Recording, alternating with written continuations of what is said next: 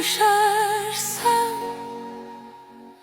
toprak alsın beni. Eğer susarsam rüzgar fısıldasın beni.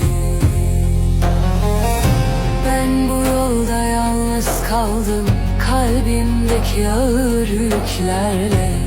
Bir zamanlar ben insandım, şimdi anılırım dertlerle. Bazı acılar geçmez, insanı sessizleştirir.